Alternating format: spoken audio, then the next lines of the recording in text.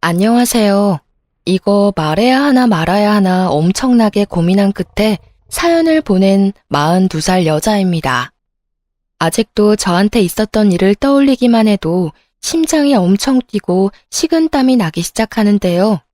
이 일은 저희 남편과 가족, 아주 가까운 지인 말고는 아무도 모르는 일인데 하도 답답한 나머지 사연을 보내게 됐어요. 저희 아가씨가 잘못된 사람인지 맞는지 확인해보고 싶은 마음과 조언을 듣고 싶은 마음에 사연을 보내보기로 결정했어요. 다른 시누이들도 이런지 확인해보고 싶은 생각이 들기도 해서 궁금증도 같이 풀고자 이 길고 긴 사연을 적게 됐네요. 동갑내기 남편과 3년 연애 끝에 결혼하게 됐어요. 친구였다가 연애를 하여 결혼한 케이스인데요. 그런 남편한테 6살 어린 여동생이 있다는 것쯤은 알고 있었는데 연애하는 동안 일부러 만나거나 하진 않았었어요. 전 연애하면서 굳이 가족들을 미리 만날 필요까지 있을까? 라는 생각을 가지고 있던 사람이라서 연애하는 동안 남편이 만나자고 하는데도 일부러 만나지 않으려고 자리를 피해왔어요. 근데 지금 생각해보면 미리 만나보는 것도 좋았을 것 같다는 생각을 하기도 하는데요. 그 이유는 우리 아가씨가 매우 별난 사람이기 때문인데요. 아가씨는 기본적으로 좀 이쁘게 생긴 편이에요. 정확히 말하면 싸가지 없게 생겼지만 이쁘게 생긴 건 분명한 얼굴을 가진 사람인데요. 제가 방금 말한 것처럼 우리 아가씨는 생긴 대로 노는 사람이에요. 이쁘게 생긴 편이지만 착하게 생기지 않다는 말로 인물값을 제대로 하더라고요. 기본적으로 예의가 없고 완전 개인주의, 이기적인 사람인데요. 하고 싶은 말이 있으면 걸러서 얘기하지 않고 생각한 그대로 입 밖으로 내뱉어요. 예를 들자면 저와 남편의 상견례 자리였어요. 그때 아가씨를 처음 본 자리였는데요. 안녕하세요. 오빠 여동생 김나영이에요. 예전부터 언니에 대해 많이 들었어요. 오빠가 언니 엄청 착하고 이쁘게 생겼다고 그렇게 칭찬을 많이 해왔었는데 생각한 거에 비하면 그렇게 이쁜 얼굴도 아니네요. 야, 너는 무슨 이런 자리에서 말을 그렇게 해? 넌 입 다물고 가만히 있어. 왜? 오빠가 예전부터 그랬었잖아. 새언니 될 사람 엄청 청순하고 귀엽다고. 내 눈에는 막 귀엽고 그렇지는 않아서 하는 말이야. 오빠 콩깍지 제대로 씌었구나? 넌 사람 면전에 대고 못하는 말이 없어. 너 끝날 때까지 입 다물고 밥이나 먹어. 아이고, 사돈. 제 딸이 아직 철이 없어서 해야 할 말 해선 안 되는 말 잘 구분을 못해요. 이렇게 중요한 자리에서 분위기 어수선하게 만들어서 죄송합니다. 세아가, 내가 얘 대신해서 사과할게. 미안해. 아닙니다.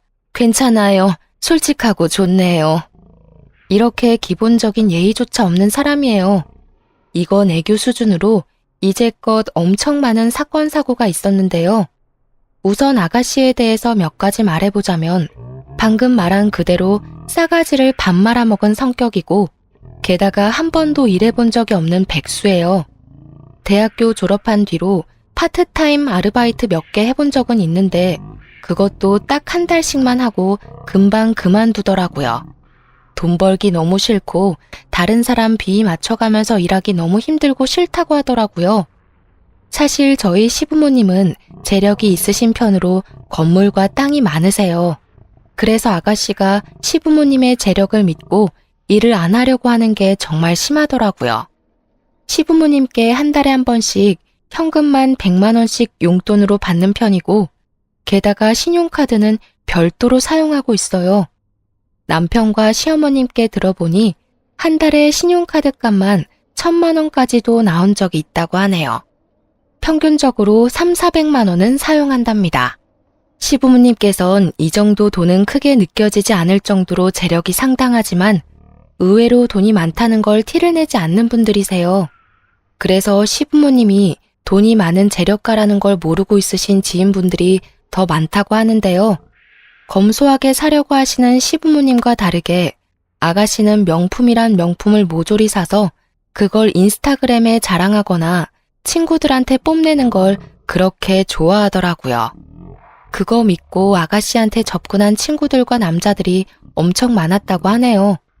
아가씨한테 빼먹을 수 있는 거 모조리 다 빼먹고 도망간 사람이 많다고 들었어요. 그것 때문에 한때 아가씨는 우울증으로 고생한 적이 있기도 했지만 그것도 잠시였어요. 다시 우울증을 극복하고 이것저것 사치를 부리기 시작하더라고요. 우울증 극복을 명품으로 해결한 사람 우리 아가씨밖에 없을 겁니다. 그런 아가씨와 정반대 성향을 가진 사람이 저였어요. 외향적이고 예의를 밥 말아먹은 수준인 아가씨와 다르게 저는 조용조용하고 웬만한 일이 아니고서야 크게 화를 내지 않아요. 제가 워낙 조용조용하니까 할 말도 못하고 소심한 사람인 줄 아는데 최대한 말을 아끼는 것뿐이지 할 말은 다 하고 사는 사람이거든요. 손해보는 일 절대 당하지 않고요. 화가 평소에 없을 뿐이지 그 대신 화가 머리끝까지 나면 앞뒤 없이 화를 내는 편인데요. 그런 저의 성격을 유일하게 건든 시댁 식구가 바로 아가씨였어요. 아가씨가 저의 성격을 건든 첫 번째 사건인데요. 한때 아가씨가 성형이 엄청 빠져있던 시기가 있어요. 아가씨는 총 6번 성형을 해왔었는데요. 쌍꺼풀, 뒤트임, 앞트임, 코, 턱, 이마까지 총 6군데를 성형해왔어요. 저와 남편이 이제 막 결혼했을 때가 아마 4번째 성형했을 무렵으로 그때가 코를 건든 시기였는데요. 원래 본판이 이쁜 사람이었다고 들었어요. 근데 성형 때문에 특유의 자연스럽고 이쁜 얼굴이 다 사라진 케이스인데요. 제가 옛날 아가씨의 얼굴을 보니까 정말 말이 안 나올 정도로 이쁘더라고요. 지금도 충분히 이쁜 얼굴이긴 하지만 저는 솔직히 예전 모습이 더 낫다고 봐요. 그렇게 제가 남편과 결혼하고 난 뒤로 6번까지 성형을 연달아 하게 됐는데 그것도 모자라서 코 재수술을 하겠다며 시어머님께 돈 달라고 사정사정을 하더라고요. 엄마, 딱 한 번만이야, 딱 한 번. 하나밖에 없는 딸이 이렇게 사정하는데 좀 도와줄 수 없어? 지금 코끝이 너무 마음에 안 든다고. 이것 때문에 신경 쓰여서 잠도 안 와. 너 지금 얼마나 이상한지 알고는 있어? 너 예전 얼굴 하나도 없어. 지금 너 내 딸 아닌 것 같아. 얼굴 싹 변했다니까. 변하려고 성형하려고 하는 거잖아. 예전 얼굴 그대로 남아있게 하려고 누가 성형을 하겠어, 어? 이제 마지막이야, 마지막. 부탁할게. 절대 안 돼. 너 얼굴에만 2천만 원 가까이 들어갔어. 그것도 내 돈으로만. 너희 아빠 또 너 성형수술 시켜줬다는 거 알게 되면 이제 엄마도 가만히 안 둔대. 그러니까 이제 엄마한테 성형비 달라는 소리 절대 하지 마. 이제까지 시어머님이 아가씨 성형 비용만 2천만 원 가까이 지원해줬다고 하더라고요. 아버님은 끝까지 성형하지 말라고 반대했었는데 그런 아버님의 말을 무시하고 본인 고집대로 성형한 결과 아버지한테 제대로 혼났다고 들었어요. 약 3개월 동안 용돈이 끊기고 한 달 동안 외출 금지까지 당했었는데요. 근데 그것도 금방 까먹은 건지 이번에 또 성형하고 싶다고 시어머님께 엄청 징징거렸었네요. 아버님께서 아가씨 한 번만 더 성형시켜주면 어머님 카드까지 압수한다고 으름장을 놓으신 상태라 어머님도 아가씨의 성형을 끝까지 반대하시더라고요. 아가씨는 7살 어린애가 된 것처럼 울기도 엄청 많이 울었는데요. 그런 아가씨가 어느 날 갑자기 저한테 찾아온 적이 있었어요. 말도 없이 집까지 찾아왔길래 무슨 일인가 싶었어요. 원래 저한테 연락도 없이 찾아오거나 그런 적이 단 한 번도 없었거든요. 그 정도로 친하지 않기 때문인데요. 그런 갑작스러운 아가씨의 내방에 놀란 저는 급하게 시원한 커피 한 잔과 과일을 대접했어요. 아가씨, 연락도 없이 갑자기 어쩐 일로? 왜요? 전 연락도 없이 찾아오면 안 돼요? 그게 아니라 이제껏 이렇게 갑자기 찾아온 적이 없었으니까 하는 말이죠. 됐고, 저 언니한테 할 말 있어서 왔어요. 언니도 알죠? 우리 엄마도 이제 나 성형 안 시켜주는 거. 원래 엄마가 모두 지원해주던 부분인데 아빠 때문에 엄마도 이제 성형 안 시켜주더라고요. 딱 마지막으로 코 재수술 하고 싶은데 하필 이때 아빠가 엄마한테 겁주는 바람에 언니가 이번에 제 성형 비용 좀 보태줄 수 있어요? 이런 일이 혹시 있을까봐 돈 조금 모아둔 게 있어요. 근데 돈이 좀 모자란 것 같은데 언니 조금만 도와줄 수 없을까 해서요. 아니요. 미안하지만 전혀 해줄 생각 없어요. 어머님도 안 해주겠다는 거 왜 제가 해드려야 해요? 언니 모아둔 돈 좀 있는 걸로 알고 있는데요. 그거 계속 갖고만 있으면 뭐 할 건데요? 쓰라고 있는 돈 저한테 빌려준다 생각하고 주면 안 돼요? 모아둔 돈이 있어도 그거 다 내가 쓰려고 모은 돈이지 아가씨한테 주려고 모아둔 돈이 아니잖아요. 그걸 왜 아가씨가 달라고 말해요? 무슨 자격으로? 그리고 아가씨 태도가 참 웃기네요. 따지고 보면 돈 빌려달라고 말하러 온 사람이면 예의 좀 갖추고 빌려달라고 말해야 하는 게 맞지 않나? 아무리 내가 아가씨 가족이라고 해도 그렇지 어떻게 이런 식으로 돈 달라고 말할 수가 있어요. 와, 지금 돈 좀 있다고 유세 떠는 거예요? 시부모님 못지않게 제 친정도 어느 정도 부유한 편에 속하거든요. 그리고 친정과 별개로 제가 돈을 잘 버는 직업을 가지고 있기 때문에 다른 친구들에 비해서 월급을 많이 받는 편이에요. 그걸 알고 있던 아가씨는 그걸 믿고 저한테 찾아온 것 같더라고요. 남편한테 부탁할 수 있지만 분명 시부모님 귀에 들어갈 게 뻔하니까 저한테 이렇게 찾아온 것 같은데 전 아가씨에게 돈 빌려줄 생각이 전혀 없었어요.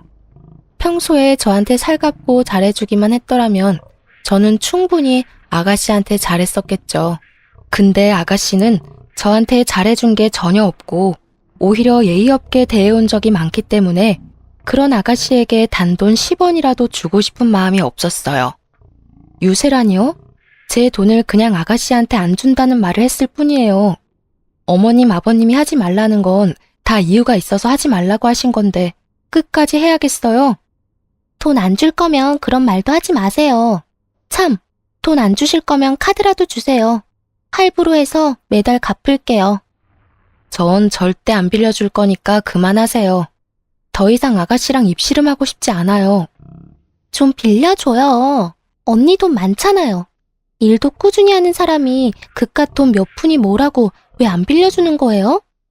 아가씨는 저한테 카드와 돈을 빌려달라고 우기고 전 절대 안 준다고 실랑이를 하고 있는데 때마침 남편이 퇴근하고 집에 도착했습니다. 아가씨가 저한테 돈 달라고 있는 현장을 직접 목격하게 된 거였죠. 남편은 버릇없이 저한테 돈 달라고 하는 아가씨의 모습에 엄청 화가 났습니다. 생각보다 빨리 집에 도착한 남편을 보고 아가씨는 몹시 당황했죠. 사실 아가씨는 남편 몰래 저한테 돈을 빌릴 생각이었어요. 그래서 일부러 남편 퇴근하기 전에 저희 집에 왔던 거였는데 생각보다 남편이 빨리 퇴근해서 왔던 거였죠.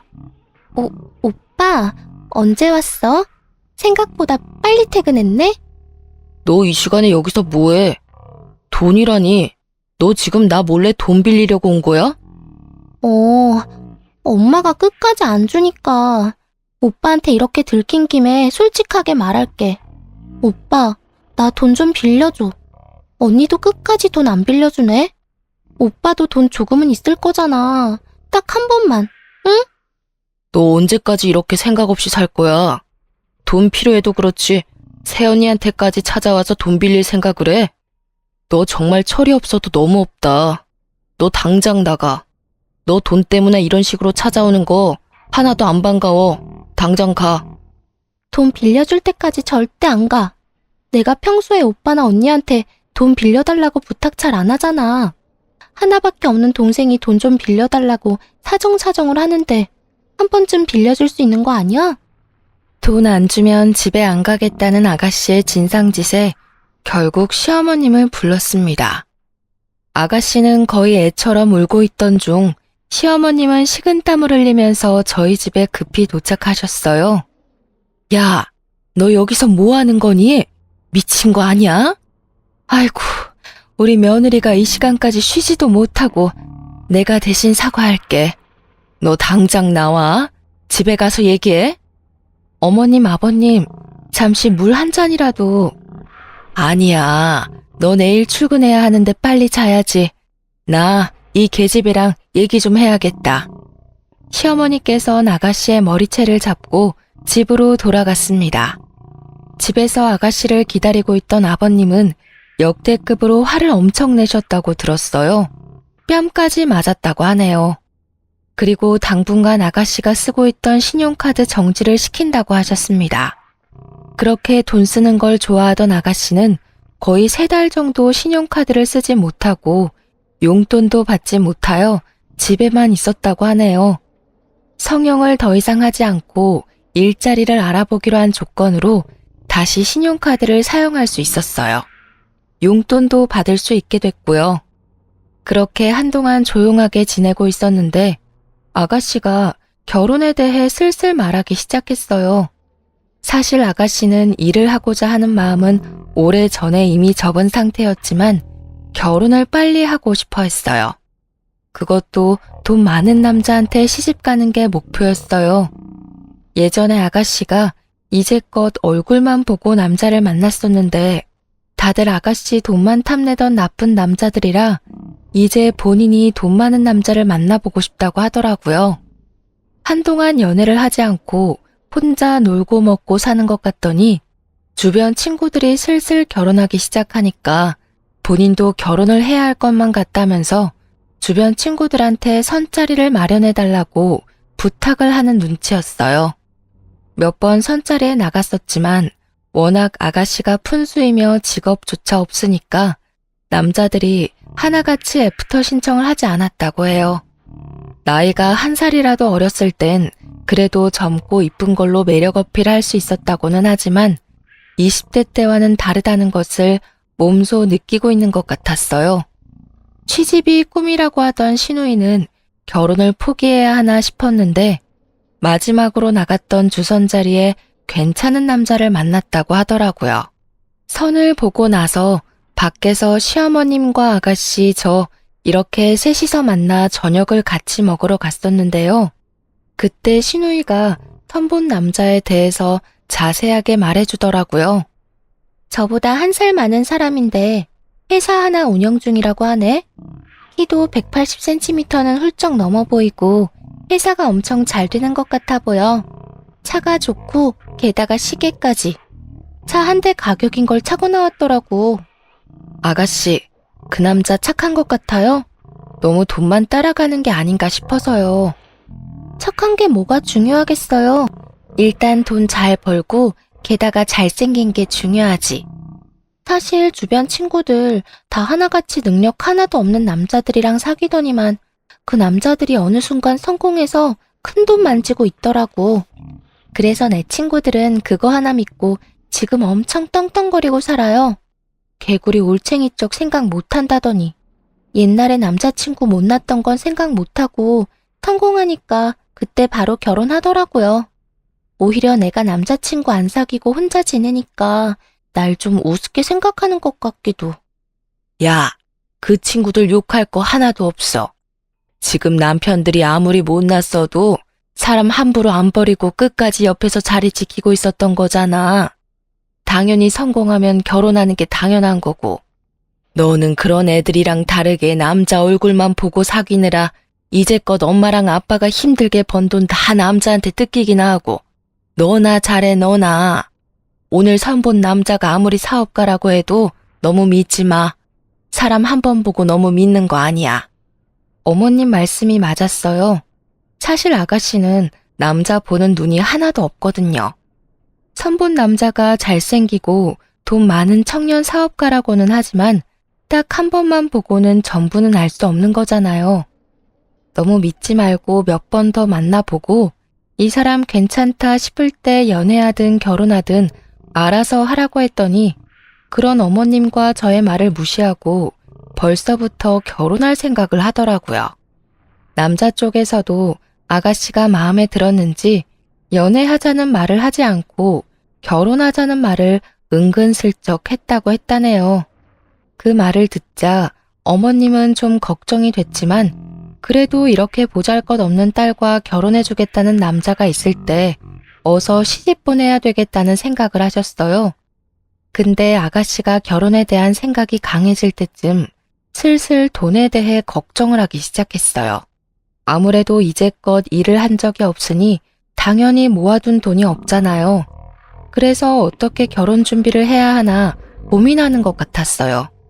시부모님은 결혼 비용 전액 지원해줄 생각이 전혀 없다고 했거든요. 일부만 지원해줄 뿐 그 이상의 비용은 절대 지원을 해주지 않겠다고 단호하게 말씀을 하셨어요. 아무리 결혼할 남자가 돈 많은 청년 사업가라고 해도 여자 쪽에서도 어느 정도 돈을 갖고 있어야 하는 게 맞다 보니 신우는 걱정이 많아 보였어요.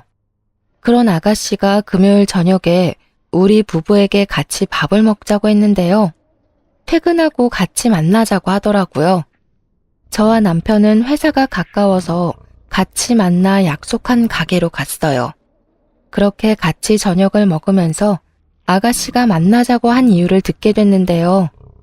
언니, 오빠, 나 결혼하고 싶은 남자 있는 거 알지?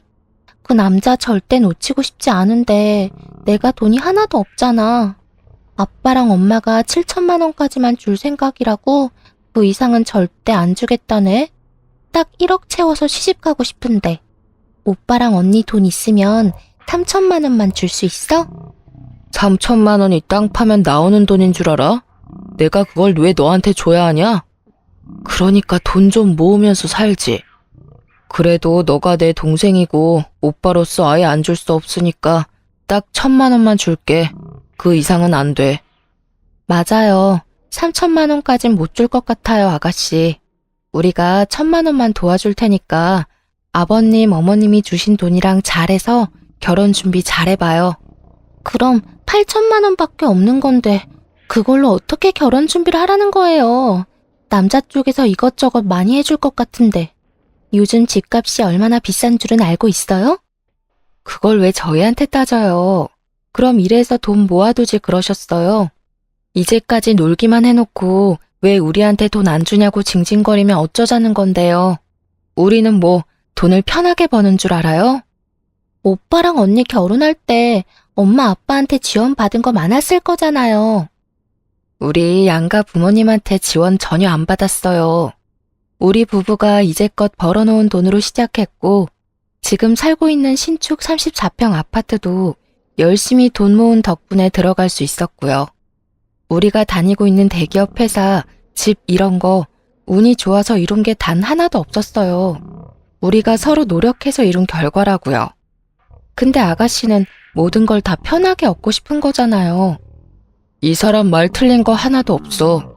그냥 이렇게 부모님이 어느 정도 지원해준다고 할 때 그걸로 결혼해. 그 돈도 절대 적은 돈 아니야. 남들은 그 돈도 없어서 결혼 못해. 우리 집에 시집 와서 쥐뿔도 안 한 주제에 말만 잘하네. 아가씨, 방금 뭐라고 했어요? 제가 쥐뿔도 안 했다고요? 그렇잖아요. 언니가 우리 집에 시집 와서 해준 게 뭐가 있어요? 우리 엄마랑 아빠가 워낙 건강하고 잘 사는 사람들이니까 당연히 해줄 게 전혀 없었겠죠. 언니도 부족하지 않은 친정 두고 있는 입장이면서 정작 제대로 들고 온 게 없잖아요. 몸만 들고 시집 온 거 아니에요? 말을 왜 그렇게 해요? 저 남편이랑 결혼할 때 몸만 오지 않았어요. 저 이제까지 정말 열심히 살았어요. 오히려 제가 남편보다 모아둔 돈이 더 많았을 정도였어요. 따지고 보면 아가씨야말로 몸만 들고 시집 가는 거 아니에요? 한 번도 본인을 위해 제대로 이룬 일은 있어요?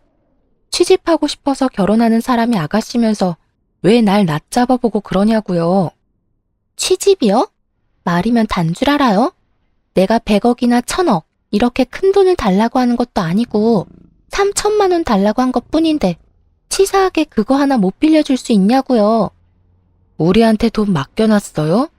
돈 필요할 때마다 우리한테 매번 돈 달라고 하는 아가씨 때문에 정말 스트레스 받아요. 어지간네 정말. 언니 정말 재수없고 거지 같아요. 그깟 돈 하나 못 빌려줘서 이러고 있는 게 어이없거든요. 차라리 돈이나 빌려주고 잔소리 하든가. 너무 예의 없게 말하는 아가씨의 태도에 남편은 결국 화가 난 나머지 아가씨의 뺨을 때렸어요. 사람들은 웅성웅성하고 남편한테 맞은 아가씨는 눈물을 흘렸는데요. 내가 뭘 잘못했다고 또 때려? 오빠 요즘 내가 뭐만 하면 때리더라? 너 말 그렇게 하는 거 고쳐. 그리고 이 사람 말대로 우리가 왜 널 도와줘야 하는 건데? 부모님이랑 우리가 널 도와주는 게 왜 당연한 것처럼 말하냐고. 솔직히 너 결혼하는 거 맞아? 결혼한다는 녀석이 이제까지 집에 결혼할 남자 한 번도 안 데리고 온 게 말이나 돼? 그 사람이 워낙 바쁘니까. 바빠도 그렇지. 너 그 사람 내 눈앞에 데리고 오기 전까지 부모님도 그렇고 우리한테 돈 한 푼이라도 받을 생각하지 마. 그 사람이랑 그렇게 결혼하고 싶으면 그 돈 많은 남자한테 결혼 비용 전부 내라고 하던지. 그리고 너 당장 언니한테 사과해. 몸만 왔다. 아무것도 안 했다. 이딴 말을 너가 왜 하는데? 엄마도 가만히 있는 걸 왜 너가 이래라 저래라 말하냐고. 정작 아무것도 안 하고 있는 놈이. 너 당분간 우리 볼 생각하지 마. 이날 남편한테 제대로 혼난 아가씨는 집에 가서도 시부모님께 엄청 혼났어요. 아가씨를 집으로 데려다 줄 겸 시부모님한테 이날 있었던 일을 모두 말하기 위해 아가씨를 데리고 시부모님 댁으로 바로 갔었는데요. 시부모님은 이날 있었던 일에 대해 전부 들은 순간 화가 엄청 나셨어요. 야, 너가 뭔데 오빠네한테 돈을 달라고 뻔뻔하게 요구를 할 수가 있어. 우리가 7천만 원 주는 것도 모자라다고 했다며? 이게 정말 정신이 어떻게 된 거야? 너 게다가 새언니한테 몸만 왔다는 둥, 거지 같다는 둥, 그런 말 정말 했어?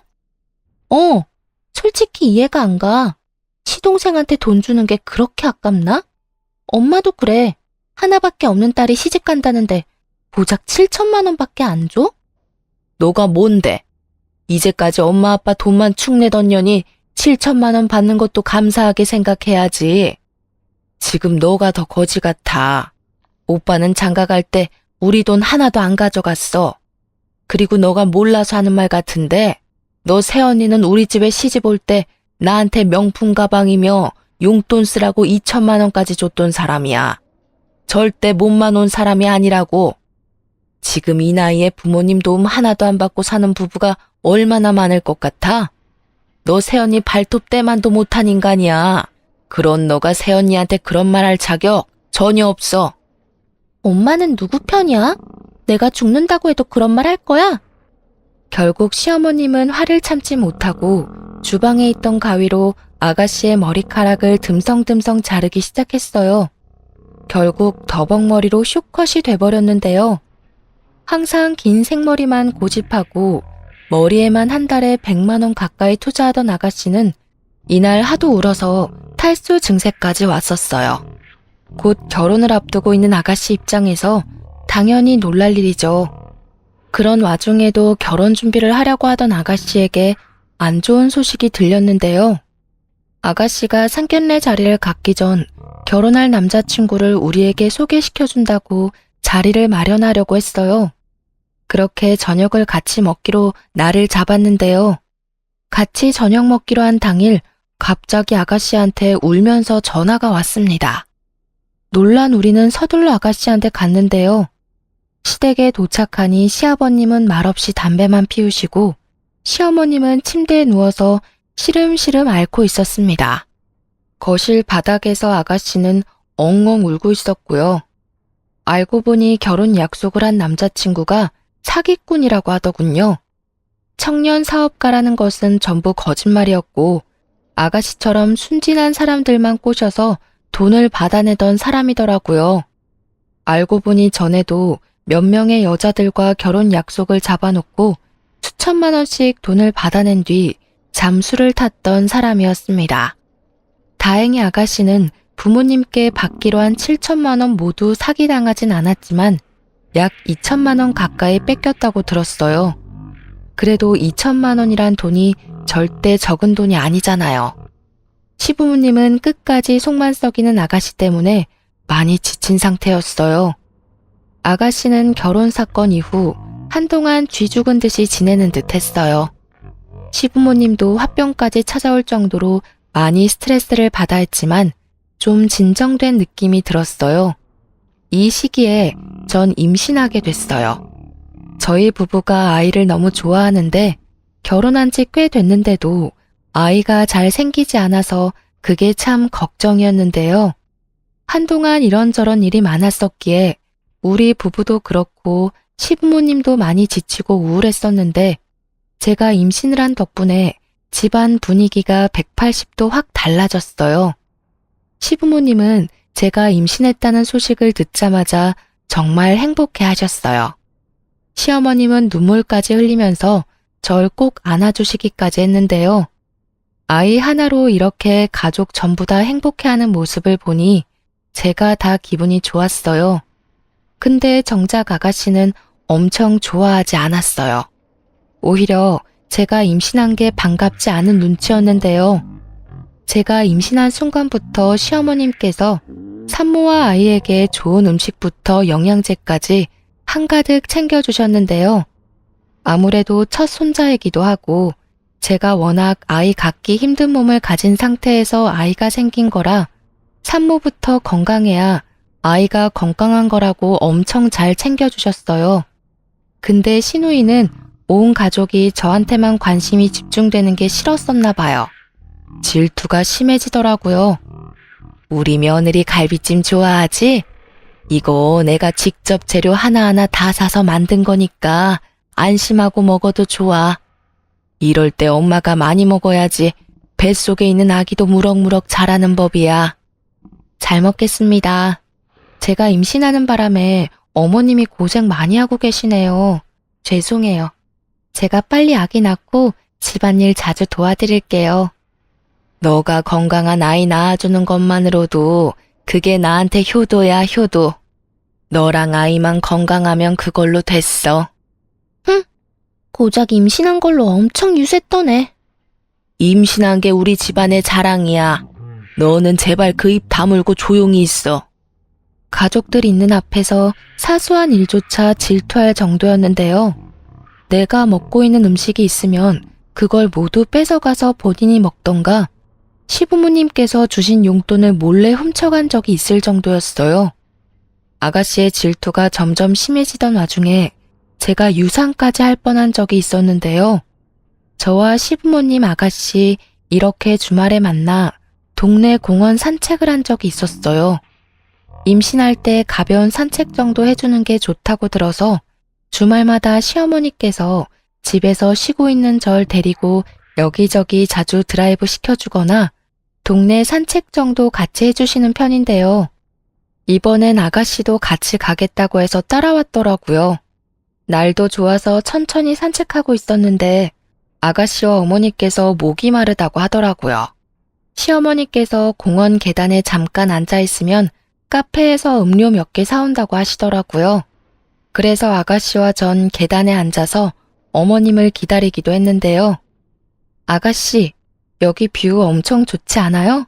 사진 찍기 좋을 정도예요. 그렇네요. 언니 여기 앞에 서볼래요? 그럼 제가 사진 찍어줄게요. 하늘이 맑고 공원 뷰가 너무 좋았었기에 아가씨가 공원을 배경 삼아서 사진을 찍어주겠다고 했어요. 그렇게 전 사진 찍기 위해 자리를 잡으려고 하던 찰나에 아가씨가 계단에서 절 밀치더라고요. 너무 놀란 저는 허우적거리다가 다행히 계단 난간 손잡이를 잡았어요. 뒤에서 밀친 아가씨 때문에 저는 발목이 접질리게 되고 계단에서 뒹굴 뻔했는데요. 다행히 발목만 접질렸고 다른 곳은 크게 다치지 않았어요. 자칫 제가 계단에서 굴렀더라면 아이를 잃게 될 수 있었어요. 저는 결국 자리에 주저앉아 놀란 나머지 엉엉 울게 됐습니다. 아주 서럽게요. 언니 표정 좀 봐. 언니 정말 놀랬나 보네요. 장난인데 왜 울고 그래요? 야, 너 지금 뭐 하는 짓이야? 어머, 우리 새아가 괜찮아? 다친 곳이라도 있니? 저 멀리서 지켜보고 있던 어머님께선 소리를 지르며 저한테 달려오셨어요. 일단 제가 괜찮은지 상태부터 확인하시더라고요. 전 그런 어머님을 보자마자 눈물이 더 나왔습니다. 절 안아주셨고 다독여주시더라고요. 눈치 없는 아가씨는 그저 깔깔깔 웃고만 있더군요. 시어머님은 화날 대로 화가 난 상태였어요. 그 자리에서 아가씨 뺨을 연속으로 3대나 때리셨어요. 너 지금 이게 뭐 하는 짓이야? 너 때문에 은지 다칠 뻔했잖아. 장난이야. 장난 좀 친 걸로 왜 날 때려? 내가 뭘 그렇게 잘못했다고. 아주 유난이야. 새언니 너 때문에 크게 다칠 뻔했어. 너 이거 살인 미수야, 살인 미수. 가뜩이나 배 나온 상태인데 너 때문에 아이 잘못되기라도 하면 가만 안 둬? 아가씨를 공원에 혼자 두고 어머님은 절 데리고 응급실에 같이 가주셨어요. 다행히 아이와 전 크게 다친 곳이 없었어요. 발목만 놀란 거였고 뼈가 부러진 정도는 아니었어요. 아무런 이상이 없다는 말에 얼마나 다행이던지 응급실에서 시댁으로 바로 가게 됐어요. 연락을 받게 된 남편과 시아버님은 절 엄청 기다린 상태였더라고요. 아가씨도 저희가 집에 도착할 때 맞춰서 집에 들어왔더라고요. 아가씨가 저한테 했던 행동에 대해 알게 된 시아버님은 그 자리에서 아가씨를 향해 회초리를 들었습니다. 으이씨, 아니 왜 나한테만 그래? 맨날 언니만 이뻐하고 난 사람 취급도 안 하고. 난 여기서 완전 왕따잖아, 왕따. 너가 애야? 질투 좀 난다고 임신한 사람을 밀쳐? 너 때문에 내 손자 잃을 뻔했어. 너 이제 꼴도 보기 싫으니까 당장 나가. 엄마랑 아빠는 나보다 며느리랑 손자가 그렇게 좋아? 어? 내가 뭐만 하면 안 돼, 싫어. 이런 말만 하고 며느리는 우쭈쭈나 하고. 나 정말 억울해서 못 살아. 그 입 닥쳐. 너 때문에 내 아이 죽을 뻔했어. 절대 용서 못해. 알겠어? 한마디만 더 하면 너 경찰서에 넘길 거야. 이날 남편과 시부모님은 상상 이상으로 많이 화가 난 상태였어요. 그 자리에서 신우의 신용카드부터 명품 가방, 신발 등등 모조리 뺏었어요. 게다가 지갑에 있던 돈까지 모두 다요. 아가씨는 신용카드와 돈 모두 뺏기니 그제야 상황 판단이 됐는지 잘못했다고 싹싹 빌더라고요. 내가 잘못했어. 내가 앞으로 조용히 입 다물고 살게. 그러니까 제발 카드만이라도 돌려줘. 어? 너 이제 앞으로 내 자식 아니야. 돈밖에 모르고 이기적인 자식 새끼. 이제 없다고 생각하는 게 마음 편해. 엄마, 아빠, 나 딱 한 번만 용서해줘. 나 이거 없이는 아무것도 못해. 제발 사람 한 명 살린다 생각하고 돌려줘. 어머님한테 따로 들은 사실 하나가 있어요. 그건 아가씨의 남자친구 이야기였는데요. 저한테 그런 몰상식한 행동을 하기 전부터 아가씨가 한 남자를 만나고 있었다고 하네요. 예전에 사기꾼 한 명 만난 뒤로 남자 안 만날 것처럼 살더니 언제부터 돈 씀씀이가 다시 커졌다고 해요. 한동안 집에만 있는 것 같더니 일주일에 6일을 밖에서 생활하는 것 같길래 시부모님 입장에서 좀 이상하다고 느꼈다네요. 신용카드 값만 500만 원 이상씩 몇 달을 그렇게 썼다고 해요. 한 번만 더 이렇게 쓰면 신용카드 정지시킨다고 경고까지 했었는데 계속 그렇게 써왔다고 해요. 알고 보니 아가씨가 만나고 있던 남자가 노래방에서 선수로 일하고 있었다고 해요. 우연히 친구들과 노래방에 갔었다가 거기서 남자친구를 만났다네요. 그 이후로 남자친구한테 이것저것 선물 주고 돈 주고 하느라 돈이며 카드며 펑펑 썼다고 합니다. 이 일로 시부모님께서 아가씨를 두고 보고 있었는데 때마침 저한테 그런 몰상식한 일까지 저지르게 됐고 결국 아가씨를 자식으로 생각 안 하기로 결정했어요. 그날 신우이는 입고 있던 옷까지 까발려진 상태로 집에 내쫓겼어요. 속으로 이러다가 말겠지 싶었는데 시부모님의 마음은 변하지 않았어요. 얼마나 아가씨 때문에 마음고생을 했으면 다 큰 딸내미를 땡전 한 푼 없이 밖으로 내보낼까 싶더라고요. 그렇지만 그런 아가씨를 보니 속이 다 시원해지더라고요. 제가 이제까지 당한 일들을 보상받는 기분이 들기도 했었고요. 이 사건 이후로 한동안 신우이의 행방에 대해 모르고 지내고 있었는데요. 저희 시부모님과 남편, 저 이렇게 다 같이 밥 먹고 있는데 갑자기 아가씨가 찾아왔어요. 그 이유는 임신 때문이었어요. 엄마, 아빠, 잘 지냈어? 너 여기가 어디라고 찾아와? 당장 안 가? 엄마, 나 한 번만 살려줘. 나 지금 임신이래. 눈앞이 깜깜해. 나 정말 힘들어서 죽을 지경이야. 그 더러운 자식 아이라도 가진 거야? 넌 여전히 제대로 사는 법이 없구나. 이제 정신 차리고 살겠다며. 근데 아직도 정신 못 차리고 그렇게 살고 있던 거였어? 넌 역시 안 되겠다. 나 너가 임신을 했든 죽을 것 같든 이제 전혀 신경 안 쓰고 살련다. 나 돈이라도 빌려줘, 그럼. 나 앞으로 이 아이 혼자 키워야 할 것 같아. 근데 이 몸으로 일하기 너무 힘들어. 거지 같은 자식. 일도 제대로 못하고 아직도 돈이나 축내다니. 그건 너가 알아서 할 일이잖아. 넌 이제 내 자식 아닌데 내가 너한테 돈을 왜 주니? 앞으로 우리 집 근처에도 얼쩡거리지 마. 너가 죽는다고 해도 장례식 절대 안 가. 어머님은 집에 있는 소금을 아가씨한테 뿌리면서 내쫓았어요. 이날 이후 아가씨에 대해 몇 가지 알게 됐어요. 어머님께 들은 대로 천수로 일한 남자와 작은 월세방에서 살고 있었다고 해요. 근데 그 남자의 아이를 임신한 순간 그 남자는 바로 도망갔다고 하네요. 게다가 월세방 보증금까지 갖고 가서 아가씨는 돈이 정말 땡전 한 푼 없어요. 그래서 한동안 궁핍하게 생활하다가 도저히 안 되겠는지 미혼모 센터를 알아보고 있다고 들었어요. 그리고 임신하면 기형아 검사를 받거든요. 그 검사 결과 아가씨의 아이가 기형아로 태어날 가능성이 있다고 해요. 그래서 그 일로 스트레스가 이만저만 아니라네요. 하지만 저와 관련 없는 일이다 보니 제가 직접 나서서 도와주거나 한 건 없어요. 아가씨 때문에 제 아이가 죽을 뻔한 상황까지 있었는데 제가 뭐하러 그런 아가씨를 도와주겠어요. 시부모님도 그런 아가씨의 행방을 알고 있음에도 끝까지 신경 쓰지 않는다고 해요. 이제껏 아가씨 때문에 날린 돈이 엄청난 수준이잖아요. 게다가 사고들을 수습하느라 힘들었던 시부모님은 이제 아가씨 때문에 남은 삶을 힘들게 살고 싶지 않다고 해요. 최근에 들은 얘기가 있는데 시부모님께서 아가씨한테 주려고 했던 유산까지 남편과 곧 태어날 아이에게 전부 준다고 말씀해 주셨어요. 애초에 아가씨한테 나눠줘야 하는 건가 고민이 되던 찰나에 아가씨가 사고를 치게 되면서 줄 생각이 싹 사라졌다고 하네요.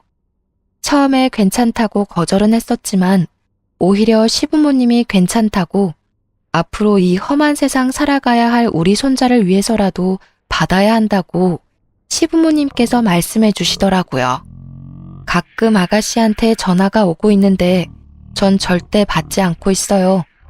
시어머님한테도 가끔 문자나 전화로 본인이 어떻게 살고 있는지 알려준다고 하는데 어머님은 절대 전화를 받지 않는다고 해요. 남편은 가끔 저한테 아가씨 때문에 고생시킨 거 너무 미안하다고 사과합니다. 아가씨 때문에 우리 아이를 잃을 뻔한 걸 생각하면 아직도 가슴이 쿵 하고 내려앉는 것 같다네요. 저도 마찬가지로 그때 생각만 해도 아찔해요. 한때 편하게 돈만 쓰면서 살던 아가씨가 질투와 남자 눈에 멀어서 결국 본인 인생을 망쳤어요. 앞으로 아가씨 때문에 마음 고생할 일이 없어서 너무 행복하고 좋네요. 곧 태어날 아이만 신경 쓰고 살 생각이에요. 어머님, 아버님도 곧 태어날 손자가 너무 보고 싶다고 노래를 부르세요. 전 이번 결혼 생활을 하면서 느낀 게 있다면 남편을 보면 그 가족에 대해 안다고 하는데 꼭 그렇지만은 않았어요. 개인적인 생각으로는 남편이 가운데서 어떻게 행동하느냐가 매우 중요한 것 같아요. 그리고 집안의 중심이자 어른인 시부모님도 어떤 사람인지 꼭 볼 필요가 있다고 생각해요. 한때 고생은 많이 했었지만 앞으로 열심히 행복하게 살 생각이에요. 이제까지 저의 이야기를 들어주셔서 감사합니다. 안녕하세요. 저는 서울 한 대학병원에서 간호사로 근무하고 있는 30대 여성입니다. 저는 얼마 전에 이혼했습니다. 보통 20대에 다양한 연애 경험을 쌓잖아요. 저는 대학생 때 빼고는 그렇다 할 연애 경험이 없었어요. 교대 근무를 하니까요. 체력도 시간도 맞추기 어려워 연애가 계속 잘 안 되더라고요. 그러다 20대 끝자락에 남편을 소개받았습니다. 아, 지금은 이혼했으니 남편이 아니라 전 남편입니다. 남편의 조부모님은 대대로 유명한 맛집을 운영 중이세요. 시아버지께서 장남이라 남편이 가게를 물려받고요. 남편은 연애 때도 시 조부모님 가게에 저를 많이 데리고 갔어요. 시 조부모님은 간호사인 저를 기특하게 여기셨어요. 사람 살리는 좋은 일 한다고요. 어쩔 때는 저를 남편보다 예뻐해 주셨죠. 남편이 결혼하자고 했을 때요. 결혼 생활을 상상해 봤어요. 이 사람과의 미래를 머릿속에서 그려봤는데요. 웃긴 게 남편보다 시 조부모님이 먼저 떠오르더라고요. 이런 집안에는 믿고 시집 와도 될 것 같다 생각 들었죠. 그런데 왜 이혼했냐고요? 아무리 시 조부모님이 좋아도요. 남편과 나머지 시댁 식구들의 진상짓은 참을 수 없더라고요. 그럼 본격적으로 제 이야기 좀 해보겠습니다. 그때는 제가 결혼하고 처음 맞는 생일이었어요. 저희는 연애 때부터 기념일을 잘 안 챙겼거든요. 하지만 생일만큼은 서로에게 잘하자라는 무언의 룰이 있었어요. 제 생일이 돌아오기 전에 남편 생일날에는요, 제가 미리 시 조부모님께 말씀드리고 휴무를 만들어서 일본 여행을 선물했거든요. 그래서 제 생일에도 해외는 아니지만 국내 여행을 가기로 했었죠. 그래서 어디 가는데 우리 진짜 말 안 해줄 거야? 그래, 비밀이라고. 뭘 자꾸 알려고 해? 재미없게. 기대되니까 그렇지. 그리고 옷은 뭘 챙겨가야 하나 싶고. 당신 옷이 거기서 거기지 뭐. 늘 입던 거 챙길 거잖아. 또 말 서운하게 한다. 아님 여행 가기 전에 옷 하나 살까? 아니. 수영복 챙겨? 아니. 그럼 뭐 챙기면 되는데? 그냥 대충 챙겨. 몸만 가도 상관없으니까. 오, 풀코스로 준비하셨다 이거지? 기대돼. 이 맛에 일하지. 요새 진짜 힘들었거든. 약간 번아웃? 오려고 했는데. 고마워. 이렇게 당신 덕분에 힐링하네. 나 결혼 잘했네. 저는 여행을 떠날 생각에 신나서 조잘거렸어요. 남편은 그냥 말없이 웃었죠.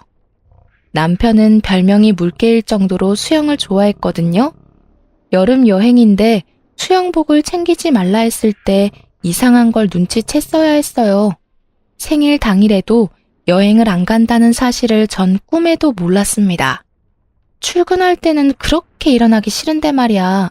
역시 놀러 가니까 새벽 4시에 일어나도 몸이 완전 가뿐하네. 뭐야? 못 보던 건데 어디서 난 옷이야? 이거 쌤들이 돈 모아서 사주셨어. 남편이랑 여행 잘 다녀오라고 생일 선물 받았지. 오늘 말고 다른 날 입어.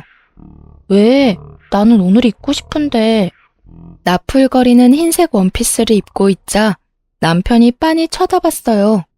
저는 오랜만에 차려입어서 남편이 제게 새삼 반했나 싶었죠. 지금 생각해보니 너무 웃기고 처량하네요. 맘대로 해. 그런데요, 남편이 그 이른 새벽부터 데려간 곳은 다름 아닌 시댁이었어요. 뭐야? 혹시 여행 가기 전에 인사드리려고? 새벽에 다 주무실 텐데. 다 깨있어. 들어가자. 설마 내 생일이라고 새벽부터 다 일어나신 거야? 저는 그 짧은 순간 막 벅차올랐어요. 여행 전 시댁에서 생일 미역국이라도 먹고 가란 줄 알았거든요. 바보같이 저는 아, 결혼이 이런 거구나 하고 속으로 감동받았어요. 친정 가족뿐만 아니라 시댁 식구들까지 제가 태어난 날을 이렇게 축복해 주시다니 하고 김칫국을 마시고 있었죠. 나 어떡해. 눈물 날 것 같아. 남편은 이상하게 킥킥거리며 저를 쳐다봤어요. 시댁 문을 열고 들어서니 제 앞에 펼쳐진 광경은 아유, 할 게 얼마나 많은지. 너 손 씻고 나물부터 싹 손질해라. 그 다음에는 내가 하라는 거 순서대로 하면 된다. 네? 뭘 멍하니 서 있어. 얼른 들어오지 않고. 근데 너 지금 옷꼬라지가 뭐냐? 얼른 갈아입고 와라. 어머님의 불호령에 저는 남편의 옷으로 갈아입고요. 초스피드로 손을 씻고 음식을 도왔습니다. 알고 보니 시댁은 시증조부 제사를 준비하고 있었어요. 저는 미역국은커녕 밥도 제대로 못 얻어먹고 새벽부터 일했죠. 날이 샐 때까지 일했어요. 음식 종류는 어찌나 많은지 양은 또 어떻고요. 조만간 곧 남편이 가게를 물려받을 테니 시증조부의 제사를 더 살뜰히 챙겨야 한다고 했죠. 그래서 당연히 남편 뒷바라지는 제가 해야 하는 거라고 말씀하셨어요. 생일이라 여행 가기로 했던 걸 잊을 정도로 열심히 준비했어요. 물론 중간에 미역국은 아니지만 밥도 먹었습니다. 자, 대충 입에 넣어라. 원래 먹을 시간도 없다. 시모는 찬밥에 물을 말아서 김치랑 먹으라고 내밀었어요. 제 생일인 걸 모르는 눈치셨어요. 저는 마음이 좀 그랬지만 오늘은 어쩔 수 없다고 스스로를 다독였어요. 그리고 너무 배가 고파서 허겁지겁 먹었습니다. 남편은 뭐 했느냐고요? 도착해서 혼자 방에 들어가서 잠을 더 잤고요. 나중에는 아버님이랑 바둑 두다가 혼자 동네 PC방에 갔어요. 그러다 해가 지고 시조부모님께서 도착하셨어요. 저는 잔뜩 수척해진 얼굴로 시조부모님을 맞이했죠. 오셨어요? 저를 예뻐하시는 시조부모님은요, 오자마자 다른 사람들은 안 보고 저의 안부를 물으셨어요. 아이고, 보고 싶었어. 근데 얼굴이 왜 이래? 잠도 못 자고 밥도 못 먹은 사람 마냥. 시할머님은 제 얼굴을 붙잡고 걱정스러운 얼굴을 하셨고요. 여기 사람들이 너 부려먹었냐? 나한테 말해. 내가 혼내줄 테니까. 시할아버님은 제 편을 들어주셨어요. 그때부터 저는 살짝 잊고 있던 서운함이 몰려왔어요. 아, 저 요즘 병원 일이 바빠서요. 이렇게 오랜만에 뵈니까 너무 좋아요. 그렇게 끝나지 않을 것 같던 제사의 끝이 보였어요. 하루가 참 길다 생각했죠. 저희 집은 기독교라 제사도 안 해서요. 난생 처음 겪는 제사 음식장만은 병원에서 일하는 것보다 더 힘들고 시간이 안 갔어요. 저를 예뻐하시는 시조부모님은요, 오자마자 다른 사람들은 쳐다도 보지 않으시곤 살뜰히 저의 안부를 물으셨어요. 대가족이라 남편의 친척들은 또 얼마나 많이 오는지 저는 또 정신없이 상을 차리고 물리고 차리고 물리고를 반복했어요. 예, 너는 저기 옷방에서 자고 가라. 조영이는 집에 가라 하고, 아유, 정신없어.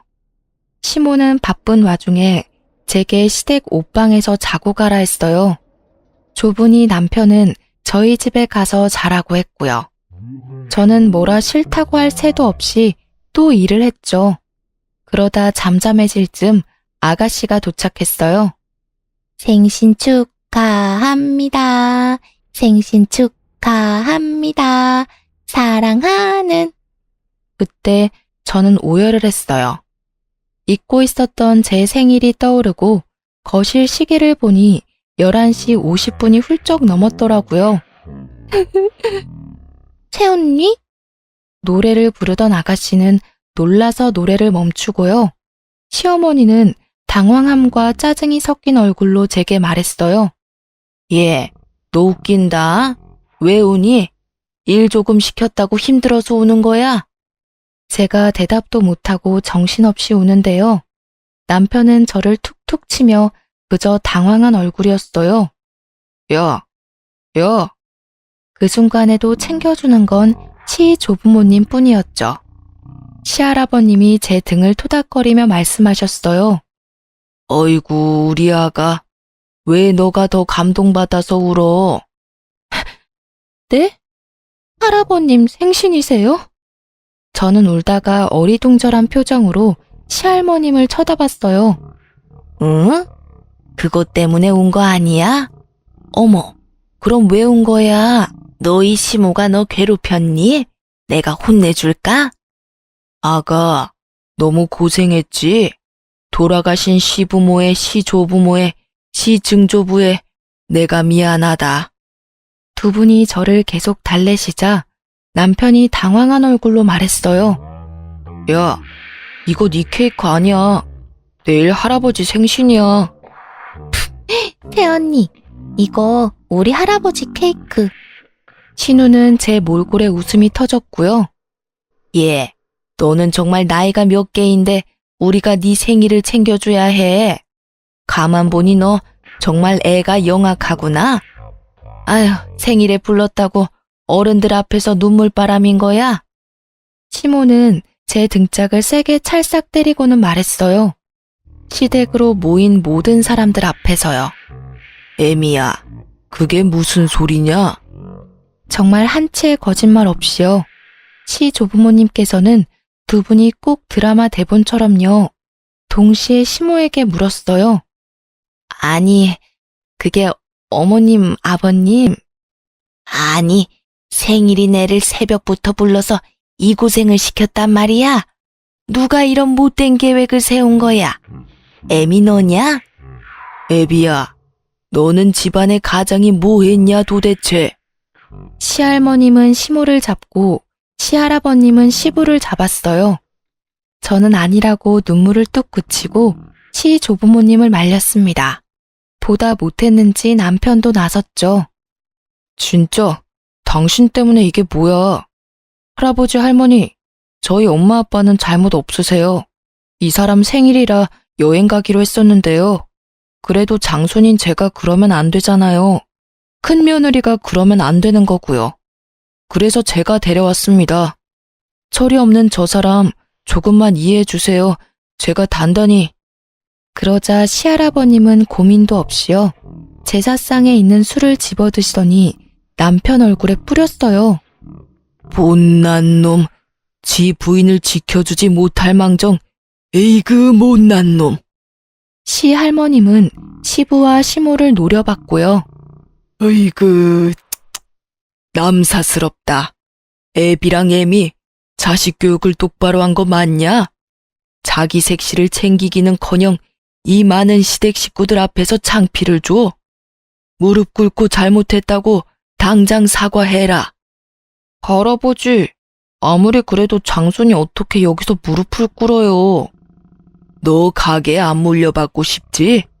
안 사람도 못 챙기는 놈한테 내가 어떻게 내 소중한 가게를 맡겨? 네가 지금 창피해야 할 건 말이다. 네 하찮은 무릎이 바닥에 꿇리는 게 아니다. 돌아가신 네 증조 할아버지 제사상 앞에서 말이야. 마누라 생일도 챙길 줄 모르는 파렴치한 그런 게 진짜 창피한 거야. 시할아버님 불호령에 시부가 남편 뺨을 날렸어요. 나중에 안 건데 그때 시부는 제가 생일인 줄 몰랐대요. 시모와 남편만 알았다고 하네요. 남편은 곧바로 무릎을 꿇고 제게 싹싹 빌었어요. 아주 바닥과 한 몸이 되는 줄 알았죠. 신우는 케이크를 다시 포장하면서 저를 째려봤고요. 할아버님, 할머님, 그리고 어른분들께 제가 죄송합니다. 저 속상해서 온 거는 아니고 그냥 제 케이크로 착각해서 감동받아서 온 거예요. 저도 오고 싶다 했어요. 에이그, 아니다. 우리가 미안해. 저렇게 착한 애를 말이야. 제대로 된 대접도 안 해주고. 너는 얼른 네 부인 데리고 집으로 가라. 애미 애비는 따로 우리랑 이야기 좀 하자. 나머지는 여기 다 치우고 집 가고. 시 조부모님 말씀에 다들 기합소리처럼 네라고 대답했죠. 저희 시부모님이랑 남편 빼고요. 다행히 남편과 시부모님은 그 사건을 입에 올리지 않았어요. 시 조부모님이 대신 나서서 상황을 정리해 주셨잖아요. 사과도 받았고요. 그래서 저도 참기로 했어요. 그렇게 그 사건은 없었던 일처럼 지나갔습니다. 생일이라고 몰래 시 조부모님께 용돈도 받았고요. 하지만 남편은 여전히 남의 편이었습니다. 제가 낮 근무를 할 때는 상관이 없는데요. 밤 근무를 할 때면 남편이 혼자 밥을 먹어요. 그래서 저는 부지런히 저녁 반찬을 만들고 출근했습니다. 근데 남편이 한동안 냉장고에 손을 대지 않더라고요. 라면을 엄청 좋아하는 사람도 아닌데 한동안 라면만 주구장창 먹었어요. 그래도 저는 남편 생각해서 여러 반찬 만들어 놓고 갔으니까 조금 서운하기도 했고 입맛에 안 맞나 걱정도 됐어요. 저는 밤샘 근무를 하고 병원에서 주는 밥을 먹고 오거든요. 남편에게 미안한 마음 반, 속상한 마음 반이었어요. 저도 많이 먹는 편이 아니라 버리게 될 반찬들이 아까우니까요. 자기야, 반찬 하나도 안 먹었네? 라면 끓여 먹었지. 요즘 자주 라면 먹는다. 계속 그러면 건강 안 좋아지는데. 네가 직접 챙겨주면 되잖아. 내가 나이트 근무할 때는 못 챙겨주는 거 알면서 또 말을 그렇게 해, 서운하게. 내가 밤 근무 때는 당신 걱정 얼마나 하는데. 근데 혹시 내 요리 실력 때문이야? 당신 입맛에 안 맞아? 아니면 반찬 가게에서 한번 사볼까? 돈 아깝게 뭘 또 반찬 가게에서 사냐? 내가 알아서 할 테니까 그냥 냅둬. 그리고 저녁은 할아버지 가게에서 먹고 올 때도 있어. 그래? 진짜 다행이다. 생활비도 절약하고 당신도 외롭게 혼자 안 먹어도 되고. 좋아? 응? 당신 가만 보면 공짜 진짜 좋아한다니까. 병원 밥도 맛 없다면서 공짜라 꾸역꾸역 다 먹고. 그러다 당신 머리 다 빠져. 아니, 말을 꼭 그렇게 해야 해? 나도 다른 쌤들처럼 병원 근처 맛집에서 먹고 싶어. 근데 요새 물가도 너무 많이 올랐잖아. 내가 먹고 싶다고 항상 밖에서 사 먹으면 우리 돈 못 모아. 젊을 때 둘이서 아끼면 금방 우리 집 살 수 있어. 난 우리의 미래를 위해서 노력하는 거잖아. 근데 꾸역꾸역 일하느니 머리 빠진다느니 너무 서운하잖아. 정도껏 하면 나도 말 안 하지. 당신이 궁상 맞으니까 말하는 거 아니야. 화장이라 해봤자 선크림만 대충 바르고 맨날 똑같은 티셔츠에 바지 입고 다니고 집에서 입는 옷들은 또 어떻냐? 내가 말하기 민망할 정도로 낡고 얼룩졌어. 지금 입고 있는 것도 김치 국물 여기저기 튄 거 안 보여? 아, 이제 내가 남자로 안 보이나 봐. 연애 때는 그래도 웬만큼 꾸미더니 본인을 좀 가꾸고 신경 좀 쓰고 다녀.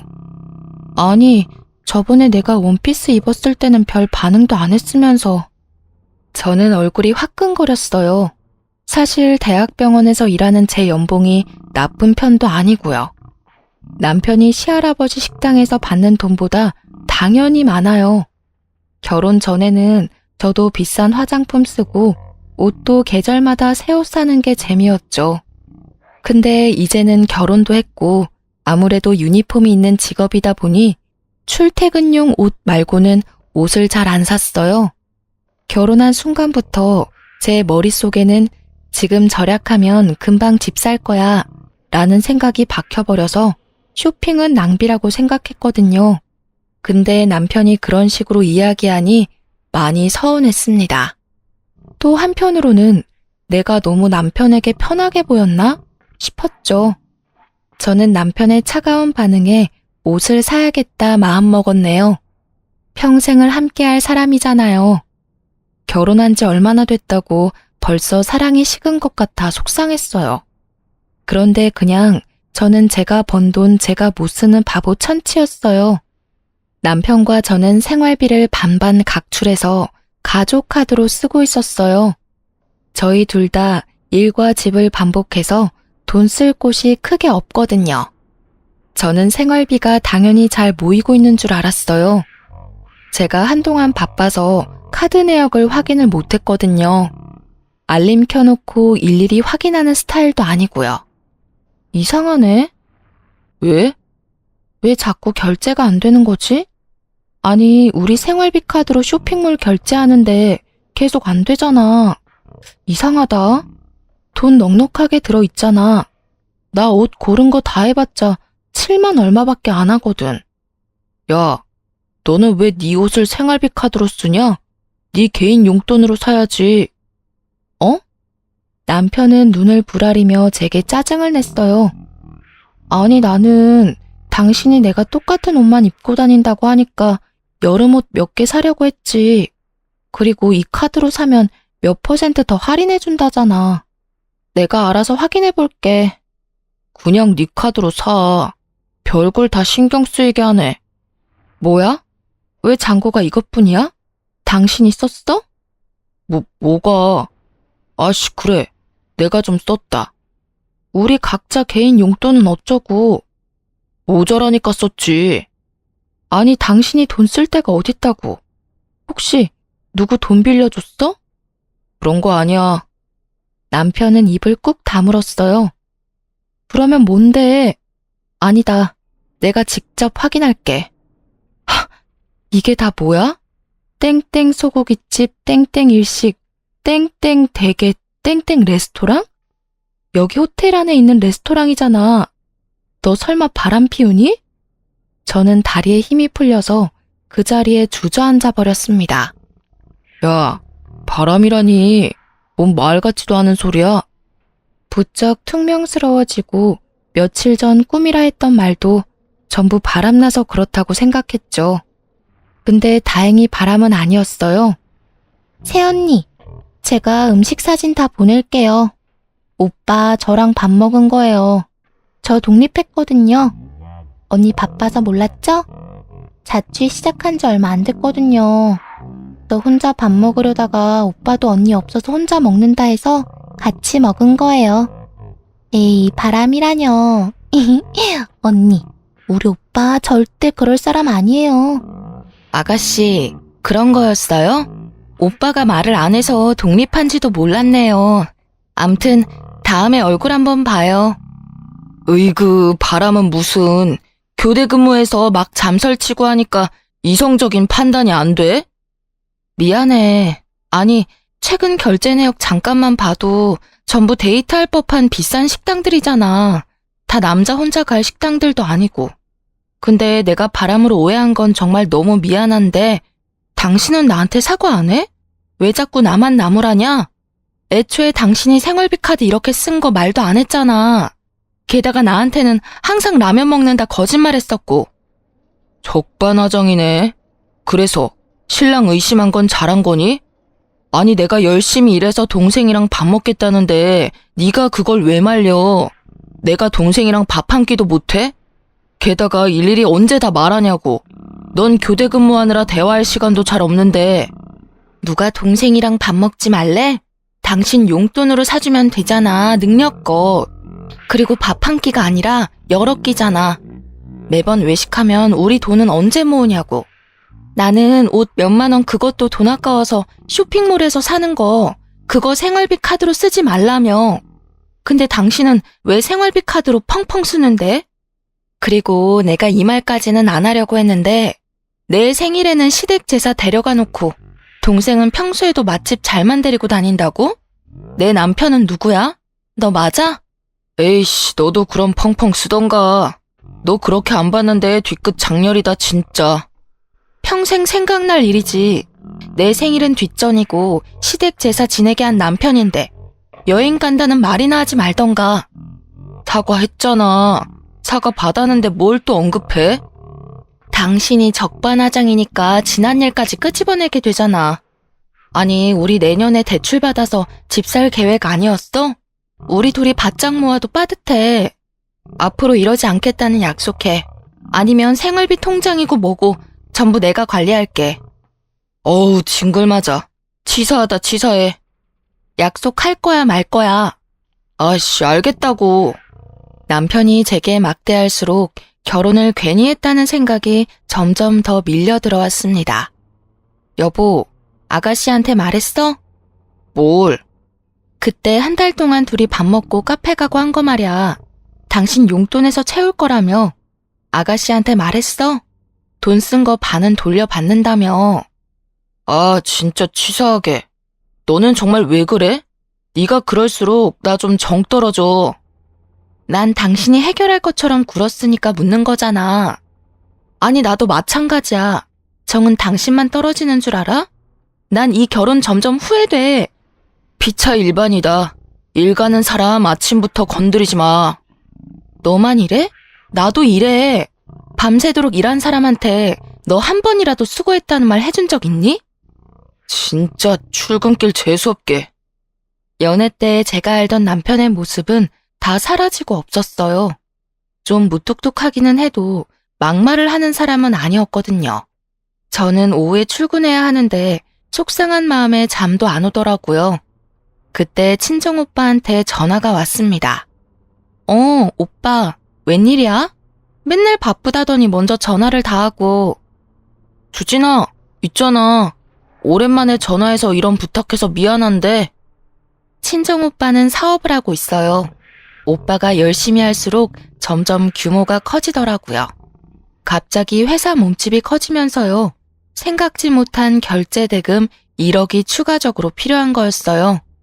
오빠는 친정 부모님께 5천만 원을 빌리고 저에게 나머지 5천만 원을 빌려달라고 부탁했어요. 그런데 저는 연금저축이랑 적금 다양하게 돈을 쪼개놔서요. 당장 5천만 원이라는 큰 돈을 바로 턱 빌려줄 수 없었죠. 그때 깨달은 게 내 수중에 없는 돈은 내 돈이 아니다였죠. 오빠도 대출을 받기 전에 기한이 조금 남아서 제게 먼저 전화한 거였어요. 이자도 좀 넉넉히 쳐준다고 했고요. 당연히 이자 때문은 아니지만요. 오빠를 도와주고 싶었어요. 오빠 성격이 부모님께나 저에게 부탁하는 사람이 아니거든요. 처음으로 한 부탁이었어요. 남편에게 사정을 말하자 못 돌려받는다고 길길이 날뛰더군요. 형님 회사 망한 거 아니냐고 오바를 떨더라고요. 아니 여보, 우리 오빠가 돈 떼먹을 사람이야? 빌려줘서 못 받을 걱정하지 마. 그리고 우리 결혼식 때 오빠가 5천만 원 해준 거 기억 안 나? 만에 하나 못 받아도 다시 오빠 돈 돌려준다고 생각하면 되잖아.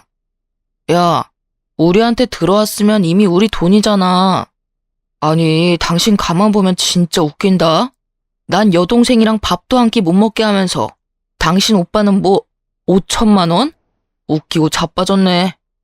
그거랑 이거랑 왜 비교해?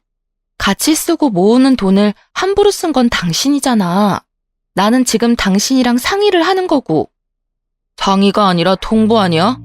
5천만 원 빌려줄 거라고 말하고 있잖아. 아니, 나도 지금 당장 5천만 원 현금으로 만들기 어려워. 그래서 말인데 당신이 좀 빌려주면 안 돼? 내가 갚을 테니까. 뭐? 장난해? 그리고 그만한 돈 너도 없는데 내가 있겠냐? 아파트 전세 보증금에 들어간 돈 때문에 더더욱 저희는 현금이 없었어요.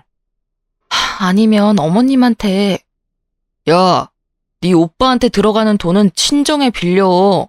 무슨 시댁을 언급하고 있어? 근데 말이 아다르고 어다른 거잖아. 왜 그렇게 역정을 내면서 사람 무안하게 해? 나 아직 빌려달라 말도 안 꺼냈거든? 그냥 내가 알아서 적금 다 깨던지 병원에서 대출이라도 받아서 오빠 빌려줄게. 야, 그러기만 해. 너 이혼하고 싶으면 그렇게 해.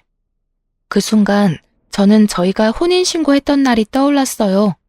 그때 기념으로 적금을 따로 안 들고 2,500만 원씩 같이 저금했었거든요. 아, 그 5천만 원. 왜 그걸 완전히 잊고 있었지? 무슨 5천만 원? 우리 신혼여행 외국으로 안 가고 국내 갔잖아. 그 돈 아껴서 혼인신고 기념으로 5천만 원 통장 만들었잖아. 당신도 완전 잊었지? 내가 왜 그 돈을 깜빡했지? 괜찮지? 응? 오빠가 일주일 쓰고 바로 준댔어. 여보, 한 번만 도와주면 안 될까? 안 돼. 절대 안 된다고. 야, 몇 번 말해. 이 돈이든 저 돈이든 다 안 돼. 가족끼리 금전거래 하는 거 아니야. 난 그렇게 배웠어. 서운해도 어쩔 수 없어. 알았다, 알았어. 그럼 내 몫인 2,500만 원이라도 쓸 거야. 그 부분은 나도 양보 못해. 내가 아무리 결혼했다지만 오빠도 여전히 내 가족이라고. 당신도 아마 아가씨가 이런 부탁하면 거절 못할걸? 아니, 난 거절할 수 있어. 그렇게 한바탕 더 싸우고 결국 돈 문제는 해결을 못했어요. 그런데 어머님이 알았는지 전화가 왔더라고요. 예, 친정 오빠가 5천만 원이 필요하다며? 어머니 어떻게 하셨어요? 내가 빌려줄 수 있어. 근데 조건이 있다. 네, 어머니 감사합니다. 어떤 조건이요? 간호사 그만둬. 네? 저요? 여기 집안에 간호사가 너뿐인데 뭘 또 묻니? 조만간 조형이 식당 물려받을 텐데 네가 내조를 해야지.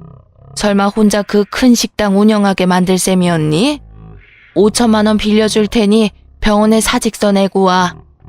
어머님, 그게 무슨 말씀이세요? 제가 멀쩡히 다니는 병원을 왜 그만둬요? 싫어요. 절대 그렇게 못해요. 저는 제 직업에 자부심 느끼면서 일해요. 아니, 넌 네 직업만 직업이고 우리 대대로 물려받은 식당은 하찮은 거냐? 정중히 몇 번이나 거절하니 어머님은 며칠 내내 저를 계속 괴롭혔어요. 그냥 돈 빌려줄게 하시고는 시댁 모임에 불러내서요. 제가 가면 투명인간 취급을 하더라고요. 시부 아가씨 남편도요. 제가 갑각류 알러지가 심해요. 대게찜, 생새우회, 게장 이런 음식점만 데리고 가서 배부르게 먹더라고요. 저는 가까이 가서 냄새만 맡아도 간지럽거든요. 언니, 되게 맛있어요. 언니는 안 먹어요? 신우는 저를 농락하듯 말했어요. 아, 저 갑각류 알러지 있는 거 알잖아요. 그러니까요. 미안해요. 근데 우리 식구들이 워낙 이런 걸 좋아하니까 별 수 있어요? 근데 그거 말고도 먹을 거 많잖아요. 죽도 있고 콘치드도 있고. 튀김 있네. 그렇게라도 먹어요. 시부 시모도 물론 끝도 없이 저를 모욕하더군요. 어쩜 너는 식성도 안 맞는 애랑 결혼해가지고. 그러게요, 여보. 근데 얘, 너네 친정은 5천만 원도 없니?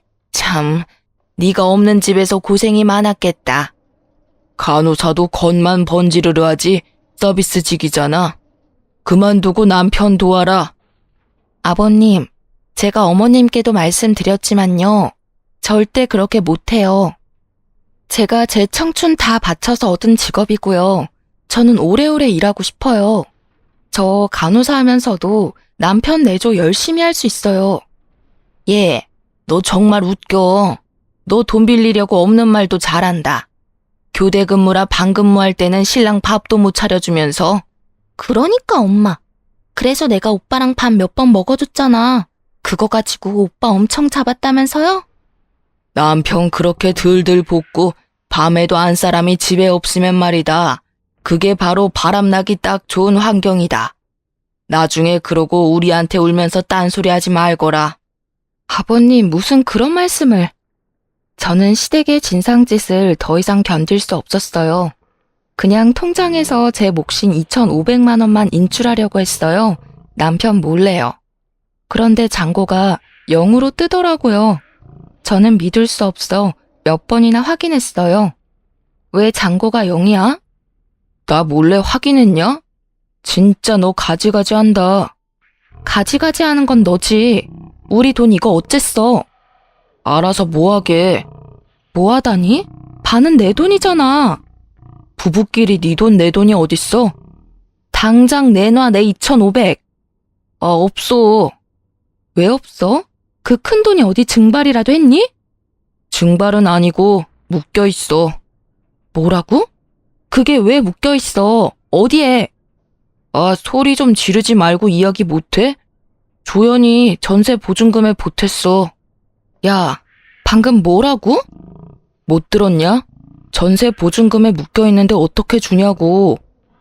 알고 보니 남편이 신우가 자취하는 전세 보증금이 모자라 빌려줬던 거예요. 세상에, 너 진짜 양심 없다. 너네 가족들 정말 웃긴다. 네 엄마 아빠한테 말해서 당장 받아. 내 돈 내놔라고. 야, 너가 나한테 일전에 뭐라고 했어? 뭐 가족끼리라도 금전 거래를 안 한다고? 우리 오빠는 절대 못 빌려주게 하더니 넌 몰래 뒤에서 상의도 없이 내 돈을 아가씨 줘? 장난하니? 아, 그래놓고 허구한 날 불러서 다 같이 날 괴롭혔어? 난 알러지 때문에 죽을 수도 있는데 전부 절대 가만 안 둬. 이혼할 거야. 그렇게 알아. 야, 앞뒤 생각 없이 막 지르지 마. 그리고 뭘 죽기는 죽어. 멀쩡하게 지금 살아있잖아, 너. 난 답답하고 숨쉬기 힘들었어. 알러지는 신체적으로, 너네 가족 때문에 정신적으로도. 그때 전화벨이 울렸죠. 타이밍 좋게 눈치 없는 시모였죠. 내일 아침 시 조부모 가게로 오라더라고요. 신메뉴 테스트한다고요. 남편은 제가 거기서 난동이라도 부릴까봐 시모에게 못 간다고 말하더군요.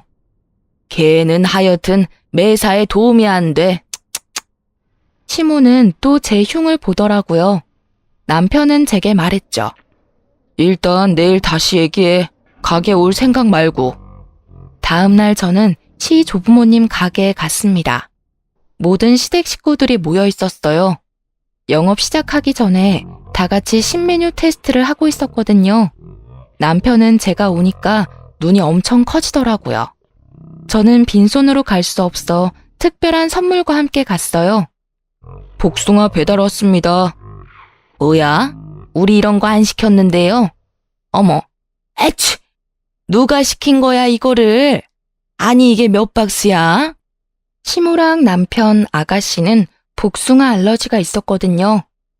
어머님, 제가 준비했어요. 선물요. 아저씨, 10박스 모두 여기 이 아줌마 앞에 놔주세요. 뭐 이게 드디어 머리가 돌았나? 나보고 아줌마라고 했니? 이제 이혼하는 마당에 시어머니라고 불러야 돼요, 아줌마? 네가 정말 미쳤구나. 이혼? 아니 됐고, 너 이게 다 무슨 짓이냐? 사람 죽일 일이 있어? 네 남편이랑 우리 복숭아 알러지 심한 거 알면서. 콜록거리던 시모는 분이 안 풀렸는지 그대로 제 뺨을 날렸어요. 저는 악을 쓰며 대들었습니다. 저 갑각류 알러지 심한데 계속 대게찜에 새우 요리에 랍스터까지. 다들 저 불러서 투명인간 취급하며 갑각류만 잘 드시더만요. 왜요? 난 복숭아 좋아하는데 당신들 알레르기 있어서 주문하면 안 돼요? 난 왜 그러면 안 되는데요? 그리고 분을 참지 못한 저는 남편의 몸을 이리저리 흔들며 말했어요. 게다가 너 내가 모은 돈까지 아가씨 자취방 구하는데 썼잖아. 오빠 사업 때문에 빌려달라고 했을 때 친정 거지 취급하더니 넌 말도 없이. 제가 울부짖으며 그동안 있었던 일들을 쭉 나열하자 시 조부모님은 말없이 자리에서 일어나셨습니다. 시할머님이 시모의 뺨을 내리쳤고요. 시할아버님은 빗자루를 들고 시부랑 남편 그리고 아가씨를 번갈아 가며 사정없이 때렸어요. 도망가자 따라다니면서요. 순식간에 가게는 아수라장이 됐습니다. 다른 친척분들은 시 조부모님이 무서워서인지 이미 멀찍이 떨어져 손을 모으고 조용히 기다리셨어요. 시할머님은 탄식을 하며 말씀하셨습니다. 너는 내가 시집살이 한 번 시킨 적도 없는데 도대체 왜 저렇게 참하고 예쁘고 능력까지 되는 며느리를 괴롭히냐. 아주 전부 꼴도 보기 싫다. 조영이는 중간에서 남편이라는 게 뭘 한 거냐? 그리고 조연이는 너라도 세연이 불쌍히 여겨야지 안 챙기고 뭐 했어? 너네 전부 다 인성이 바닥이구나. 애비야, 집안 꼴 잘 돌아간다. 시할아버지는 제 손을 잡고 울먹이며 말씀하셨어요. 얼마나 서운했을꼬, 얼마나 화가 났을꼬. 집안의 제일 어른인 내가 다 잘못 키웠어. 미안하다 아가야. 이혼하게 해주세요. 그래, 네가 원하는 거 다 해라. 내가 다 도와주마. 시 조부모님이 아니었으면 상황은 더 악화됐을 거예요. 두 분이 계셨기에 제 복수극은 싱겁긴 했지만 그렇게 마무리됐죠. 당연히 시 조부모와 친척분들은 복숭아 알러지 없는 걸 알고 있었어요. 그래서 다들 복숭아는 나눠 가져가셨고요. 다들 제게 고생했다며 미안하다고 사과 한마디씩 대신 해주셨어요. 한 박스 남은 복숭아는 시할아버님이 제게 챙겨가라고 말씀하셨죠. 또 시할아버님은 필요 없다고 했지만 복숭아 10박스 값을 주신다 했어요. 계좌번호를 계속 불러달라고 하셔서 어쩔 수 없이 불러드렸습니다. 값을 치러야지. 안 그러냐? 장남 차남 잘 들어라. 이 가게 장손이고 뭐고 못 물려준다. 오늘부로 차남에게 줄 테니까 네가 잘 운영해 봐라. 아버지! 그 말에 시할아버님이 아닌 제게 모두 다가왔어요. 남편이랑 시부, 시모 아가씨까지 제 바지가랑이를 잡고 늘어지더라고요. 시모는 울고요. 시부는 울기 직전이었어요. 아가씨는 부모님이 그러니 자기도 동참하는 듯 했어요. 남편은 정말 사색이 되어 싹싹 빌더라고요. 그런 얼굴은 정말 처음 봤어요. 나중에는 제가 안 받아주자 제가 한 말이 거짓말이라 어서 말하라고 하더라고요. 당장 할아버지한테 가서 거짓말이라고 해라. 거짓말한 게 없는데 왜 제가 그런 거짓말을 해야 하나요? 너가 그렇게만 해주면 이혼하고 위자료 넉넉히 챙겨주마. 아니요, 필요 없습니다. 시부모는 시조부모님 앞에서는 미안하다고 손이 발이 되도록 빌더니 역시 또 제 앞에서는 본색을 드러내시더라고요. 남편도 마찬가지였어요. 너 때문에 우리 가족 인생 다 망했어. 풍비박산 났다고. 제발 할머니랑 할아버지한테 가서 네가 설득해. 내가 잘못은 했지만 이런 취급 받을 만큼 잘못한 거는 하나 없다고. 야, 넌 내 돈 2,500만 원이나 준비해. 전 제 몫에 2,500만 원이나 내놓으라고 했죠. 아가씨는, 아니 전 신우는 자기 자취방을 위협받자 제 머리채를 휘어잡으려고 했죠. 순간 다가온 아가씨의 손을 저는 확 비틀어 버렸습니다. 아, 이거 안 나? 이 미친! 야, 어딜 감히 내 몸에 손대려고 해. 같이 경찰서 가고 싶어? 나? 아, 노라고! 하필 너 같은 게 우리 집에 굴러 들어와서. 그러게, 하필 나같이 귀한 사람이 악취나는 너희 집에 들어와서 이게 무슨 꼴이라니? 뭐라고? 이게 진짜. 제가 팔을 더 비틀자 신우는 울먹이며 놔달라고 하더군요. 아, 놓으라고. 진짜 아프다고. 아프니까 언니 내 팔 그만 비틀어요. 까불지 마. 찾아오지 마. 바뀌는 건 없으니까. 우리 두 번 다시는 얼굴 보지 말자. 그리고 그 나이 먹고 오빠랑 부모님한테 빌붙지 말고 빨리 취업해서 네 인생 살아. 알겠니? 언니가 인생 선배로서 조언해주는 거야. 너 불쌍해서. 웃겨? 신우는 제 쪽으로 침을 뱉더니 쏜살같이 도망쳤습니다. 정말 마지막 모습까지 진상이더군요. 처음에는 남편이 이혼 도장을 계속 안 찍어주더라고요. 시할아버님이 변호사를 고용해 주셔서 이혼도 다 처리해 주셨어요. 2,500만 원도 돌려받았고요. 오빠 사업도 잘 되고 있어요. 시할아버지한테 복숭아 값으로 5천만 원 입금 받았거든요. 액수가 잘못됐다고 돌려드리려고 전화했지만 금액이 정확하다고 말씀하셨어요. 제가 못 받는다고 말씀드렸더니 새 인생 살기에는 적은 돈이지만 아가, 그걸로라도 마음 풀어라. 앞으로 좋은 일만 생길 게야. 그러면서 안 받으면 이혼 안 도와주신다 해서 잠자코 받았습니다. 그래서 오빠한테도 돈을 빌려줄 수 있었죠. 지금은 오빠가 이자까지 야무지게 쳐줘서 통장에 잘 간직하고 있답니다.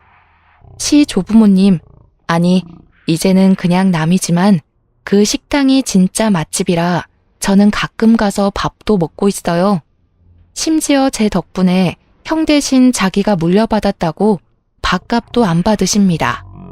진짜로 남편이 안 물려받아서 너무 고소했어요. 근데 진짜 시댁은 물려받을 가게만 생각하고 그동안 모아둔 돈도 없이 알거지라 하더군요. 그래서 그때 아가씨 전세보증금 해줄 돈도 없었던 거예요. 생각해보면 경제관념 없는 시댁 식구들이 가게를 물려받았잖아요? 그러면 저희 지역 오래된 명물인 그 역사 깊은 가게가 하마터면 처참하게 사라질 뻔했어요. 시댁 식구들은 시 조부모님한테 팽당하고 다 같이 지방으로 이사 갔대요. 집 밖에 가진 게 없어서 그거라도 판 거죠. 지방에서 시 조부모님 가게 음식 따라해서 비슷하게 가게를 열었다고 하는데요. 맛까지 따라할 수는 없으니 파리만 날린다더라고요.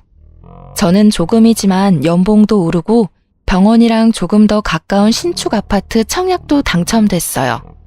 지나간 일들은 잊고 아주 열심히 살고 있습니다. 아주 나쁜 일만 연속해서 일어나지는 않더라고요.